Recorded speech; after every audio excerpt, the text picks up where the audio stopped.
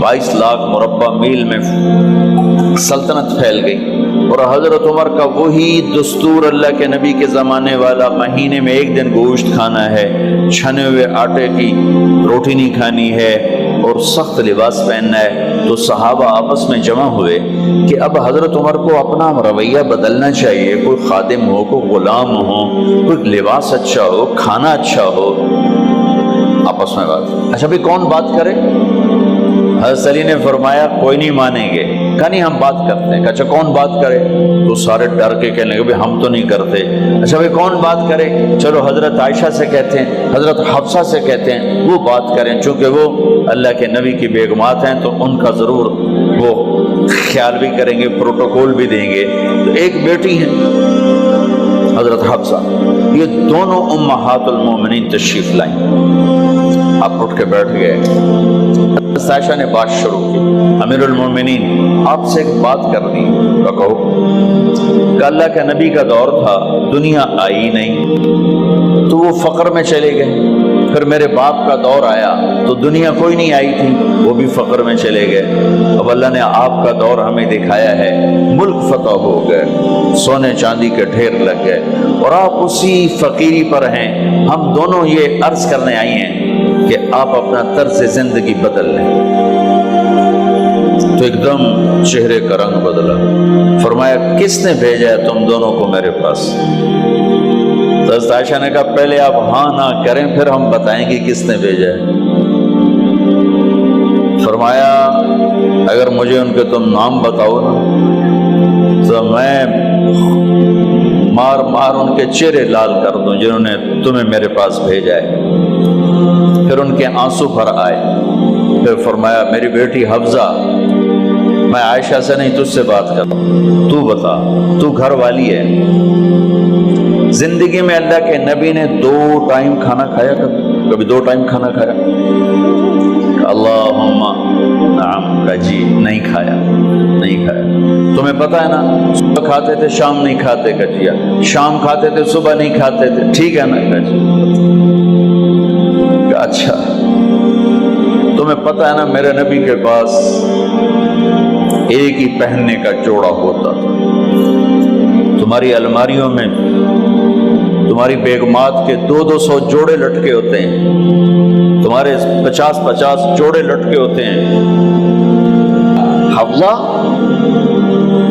तेरे घर में नबी के 2 जोड़े थे या एक था? एक था। उसी को खुद धोते थे, नौकर नहीं धोता था, बेगम ने खुद धोते थे, सुखाते थे, पहन के बाहर आते थे। कई दफा ऐसा हुआ कि नहीं हुआ कि नमाज का टाइम आया और बिलाल ने आके आवाज लगाई या रसूल अल्लाह नमाज का वक्त हो चुका है। और आप फरमाते थे बिलाल अभी मेरे कपड़े खुश्क नहीं हुए, हुणे सुकने पाए, हुणे सुकने पाए। अली गिल्लेन में आ जाना, नमाज लेट हो जाती थी, कपड़े खुश्क नहीं होते थे। और तुम्हें वो दिन तो याद होगा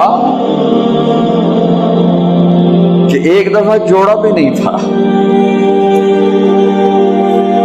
एक चादर ही थी, उसी को गले में और बदन पे लपेट के नमाज पढ़ाई थी। और तुम्हें वो भी याद होगा कि एक दफा चादर भी नहीं थी तो एक अंसारी औरत से कपड़े उधार मांग के जाके नमाज पढ़ाई थी।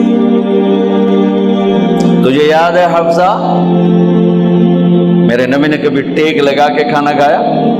तो याद है कभी टेक लगा के खाना खाया? हमेशा ऐसे झुक के खाना खाया कि मैं गुलाम हूँ, गुलामों की तरह खाऊंगा। एक दफा तूने छोटे से उस पर टेबल पे रख दिया था और कहा या रसूलल्लाह आप जरा आराम से खा लें, तो आपने खाना उठा के जमीन पे रख के कहा था हफ्सा मैं गुलाम हूँ, मैं गुलामों की तरह खाना खाऊंगा। तुझे वो भी याद होगा तेरे घर में मेरे नबी का बिस्तर क्या था बता? क्या जी एक टाट था, टाट जो दिन में फैला देती थी, रात को दोहरा कर देती। का अच्छा वो रात याद है जब तूने उसी टाट की एक की बजाय 2 तह लगाई थी और सुबह अल्लाह के नबी ने पूछा था हफ्सा मेरा बिस्तर तब्दील कर दिया? कहा नहीं या रसूल अल्लाह वही है, میں نے ایک کی 2 تہ لگا دی تاکہ آپ کے لیے تھوڑا نرم ہو جائے. کہ نہیں حفظہ، اس سے جیسا پہلے تھا ویسا ہی کر دو، میں رات کو اٹھ کے اللہ سے باتیں کرتا ہوں. اس کی نرمی نے مجھے اٹھنے میں ذرا رکاوٹ پیدا کی. یہ باتیں میں ٹھیک کہہ رہا ہوں؟ کہ جی ہاں ٹھیک.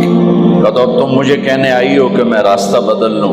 حفظہ، جنہوں نے تمہیں بھیجا ہے، عائشہ جنہوں نے تمہیں بھیجا ہے، انہیں بتاؤ 3 دوست تھے، 3 مسافر تھے، ایک ان کی ڈگر تھی، اس پر ایک چلا اور چلتے چلتے چلتے اپنی منزل پہ پہنچا اللہ کے محبوب. پھر دوسرا چلا اور اسی ڈگر پہ چلا اور چلتے چلتے اپنی منزل پر پہنچا ابو بکر صدیق. اب تیسرا چل رہا ہے، اگر انہیں کی راہ پہ چلے گا تو ان تک پہنچے گا، ادھر ادھر ہو گیا بھول بھٹک جائے گا. انہیں جا کے بتا دو کہ جس راہ پر میرے دونوں ساتھی چلے میں اسی پہ چلتا رہوں یہاں تک کہ میرا اللہ مجھے میرے ساتھیوں سے ملا دے. اللہ نے کیسے ملایا؟ نماز میں خنجر لگا، نماز فجر کی نماز پڑھا تھا. اب ایک دم گرے، وہ چھپا ہوا تھا ابو لولو مجوسی، اس نے 7 وار کیے خنجر کے پیٹ میں. تو اب گرے تو پہلی صف والوں کو تو پتہ تھا، پیچھے نہیں. تو عبد الرحمن بن عوف نے لپک کے آگے مصلی پہ کھڑے ہو کے نماز شروع کر دی اور چند آدمی اس کو پکڑنے کے لیے بھاگے. پھر اس نے آگے جا کے اپنے آپ کو خنجر مار کے اس نے خودکشی کر لی. اٹھا کر مکان پر لے گئے، دودھ پلایا گیا تو وہ آنتوں سے باہر نکل گیا. کہنے لگے موت کا پیغام آ گیا ہے. تو اپنے بیٹے کو بلایا کہ بیٹا جا کر اماں جان عائشہ سے کہو کہ عمر امیر المومنین نہ کہنا، اب میں امیر المومنین نہیں ہوں، کہنا کہ عمر بن خطاب اپنے دونوں ساتھیوں کے ساتھ قبر کی جگہ چاہتا. اگر مجھے اجازت مل جائے تو مجھے وہاں دفن کرنا، اگر اجازت نہ ملے تو مجھے عام قبرستان میں دفن کر دیں. عبداللہ بن عمر تشریف لے گئے تو اماں عائشہ بیٹھی رو رہی تھی کہ اماں جان میرا باپ عمر بن خطاب اجازت چاہتا ہے قبر کی اپنے دونوں ساتھیوں کے ساتھ. تو حضرت عائشہ رضی اللہ تعالیٰ عنہ رونے لگی، پہلے بھی رو رہی تھی. کہا عبداللہ یہ جگہ تو میں نے اپنے لیے رکھی ہوئی تھی کہ میں اپنے خامند اور باپ کے ساتھ میں بھی ایک کونے میں سو جاؤں گی، لیکن اگر عمر کی خواہش ہے تو اس جگہ کا عمر مجھ سے زیادہ حقدار.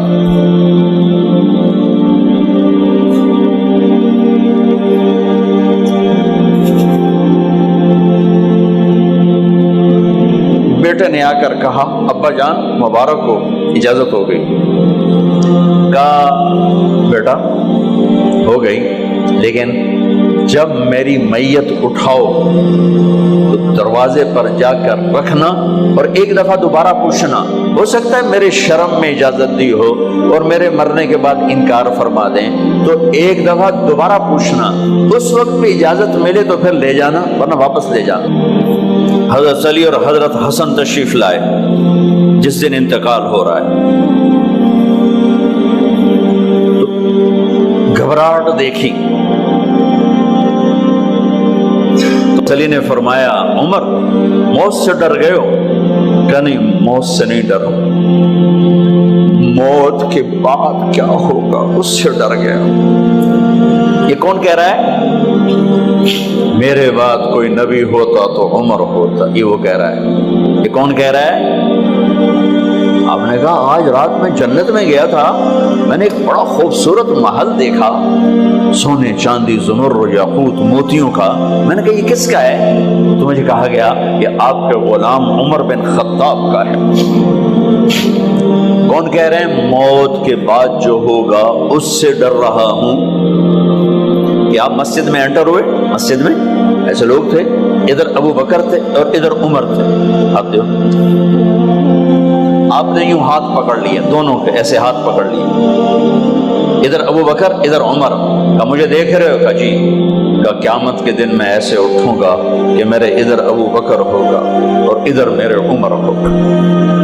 یہ عمر کہہ رہے ہیں موت سے نہیں ڈرا ہوں، موت کے بعد کیا ہوگا اس پہ ڈر رہا ہوں۔ تو حضرت علی نے فرمایا کیوں ڈرتے ہو؟ میں گواہی دیتا ہوں، میں نے کئی دفعہ اللہ کے محبوب سے سنا کہ جنت کے بڑی عمر کے، ایک تو نا جنت کے نوجوانوں کے سردار، وہ تو حسن حسین ہیں، میں نے کتنی دفعہ سنا اللہ کے نبی سے کہ جنت میں بڑی عمر کے لوگوں کے سردار ہیں ابو بکر اور عمر۔ تو آپ نے کہا قیامت کے دن گواہی دو گے؟ آپ نے کہا، حضرت علی نے کہا میں بھی گواہی دوں گا، میرا بیٹا حسن بھی گواہی دے گا۔ وہ حضرات تشریف لے گئے تو موت کی آہٹ کو محسوس کیا تو بیٹے کی گود میں سر تھا عبداللہ بن عمر کا بیٹا، یہ زمین پہ لٹا تھا۔ انہوں نے یہاں سے ہٹا کر یہاں سر رکھ دیا۔ وہ حق سنا نہیں کیا کہہ رہا ہوں، زمین پہ ڈال دے۔ ان کا جی نہیں چاہ رہا تھا، کیا کہہ رہا ہوں، زمین پہ ڈالو۔ انہیں آگے کر دے، وہ پیچھے اٹھ، اپنا چہرہ مٹی میں یوں رکھ اور مٹی میں منہ ملنے لگے ایسے، اور کہہ رہا ہے ویل لک یا عمر ان لم یغفر لک عمر ان لم یغفر لک ربک، اے عمر اگر تیرے رب نے آج تجھے معاف نہ کی تو تو ہلاک ہو۔ ویل لک ولأمک ویل لک ولأمک یا عمر ان لم یغفر لک ربک، عمر اگر آج تجھے اللہ نے معاف نہ کی تو تو ہلاک ہو۔ اتنے بڑے مقام والے 1,24,000 میں ایک آدمی ہے مراد، اسے مانگا گیا ایک آدمی، یا اللہ عمر دے دے میرے اسلام کی بلندی کے لیے۔ وہ کہہ رہے ہیں ویل لک یا عمر ان لم یغفر لک رب،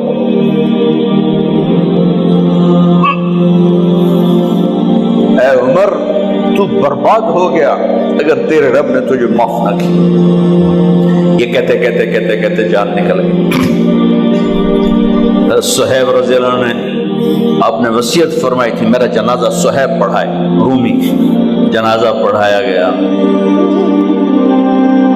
کندھوں پہ اٹھایا گیا اور آ کر اماں جان عائشہ رضی اللہ عنہ کے دروازے پر عبداللہ بن عمر، باقی تو کوئی پتہ نہیں تھا کسی کو، کبھی ٹھہر جاؤ جنازہ یہاں رکھ دو، پھر آگے بڑھے، دستک دی، اماں جان میرا باپ عمر بن خطاب دروازے پہ پہنچ چکا ہے، اندر آنے کی اجازت ہے۔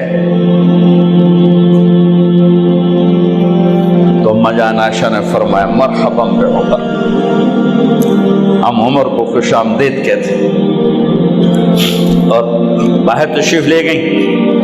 وہیں حجرہ مبارک میں قبر کھودی گئی۔ عبداللہ بن عباس فرماتے ہیں کہ میرے کندھے پر کسی نے ہاتھ رکھا تو میں نے یوں پیچھے مڑ کے دیکھا تو جناب امام المتقین حضرت علی کھڑے ہوئے رو رہے تھے اور فرما رہے تھے عمر مجھے پتا تھا تیرے سوا یہاں کوئی نہیں آ سکتا، مجھے پتا تھا یہاں تو ہی آئے اور کوئی نہیں آ سکتا، چونکہ میں نے ہزاروں دفعہ سنا